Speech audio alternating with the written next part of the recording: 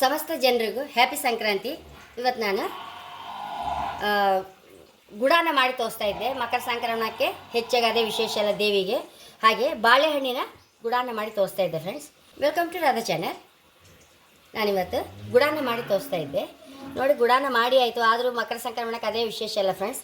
ಹಾಗೆ ಬಾಳೆಹಣ್ಣು ಹಾಕಿ ಗುಡಾನ ಮಾಡಿ ತೋರಿಸ್ತಾ ಇದ್ದೆ. ಫಸ್ಟು ನೋಡಿ, ಇದು ಅನ್ಪಾಲಿಶ್ಡ್ ರೈಸ್ ಭಾರಿ ಲೈಕ್ ಫ್ರೆಂಡ್ಸ್. ಇದನ್ನೀಗ ಬೇಯ್ಕಾಯ್ಕಂತೆ. ಬೇಯ್ಕೆ ಹಾಕೊಂಡಿದೆ ಅನ್ನ. ಹೆಚ್ಚು ನೀರು ಇಟ್ಕೊಂಬಾಗ ಇದನ್ನು ಹೇಗೆ ಮಾಡೋದಂತ ತೋರಿಸ್ತೇನೆ ಫ್ರೆಂಡ್ಸ್.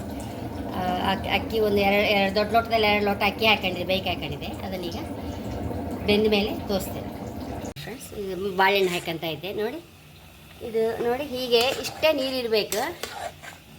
ನೋಡಿ, ಅನ್ನ ಸಹ ಬೆಂದಿದೆ. ಈಗ ಈ ಟೈಮಲ್ಲಿ ಬಾಳೆಹಣ್ಣು ಹಾಕೊಂಬ, ಹಾಗೆ ಬೆಲ್ಲ ಸಹ ಹಾಕೊಂಡು ಬಿಡುವ ಫ್ರೆಂಡ್ಸ್. ಇದರಲ್ಲಿ 2 ಗಿಂಡಿ ಅಕ್ಕಿ ಹಾಕೊಂಡಿದೆ, ಹಾಗೆ 4 ಗಿಂಡಿ ಬೆಲ್ಲ ಹಾಕಂತೆ.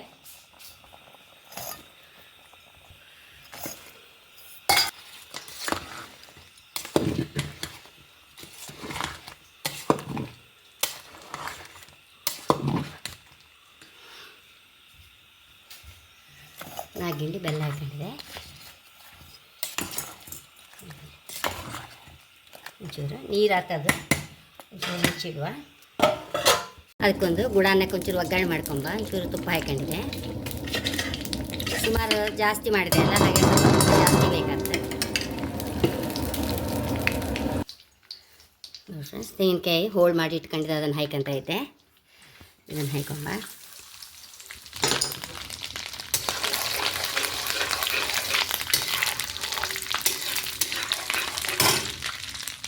ಏಲಕ್ಕಿ ಹಾಕಂತ ಇದ್ದೆ. ಸ್ವಲ್ಪ ಏಲಕ್ಕಿ ಜಾಸ್ತಿಯೇ ಬೇಕಾಗ್ತದಕ್ಕೆ. ಈ ಬೇಯಿಸಿದನ್ನು ಇದಕ್ಕೆ ಹಾಕೊಂಬ.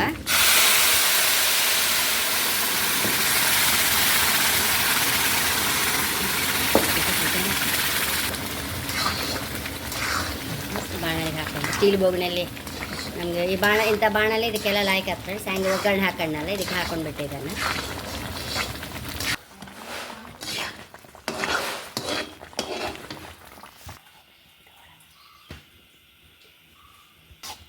ನಾವು ಫ್ರೆಂಡ್ಸ್ ಈ ಗುಡಾನ ಬೌಲಿಗೆ ಹಾಕೊಂಬ.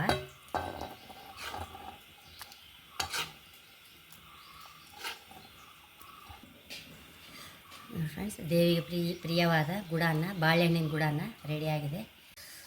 ಫ್ರೆಂಡ್ಸ್, ತಟ್ಟೆಗೆ ಹಾಕಿ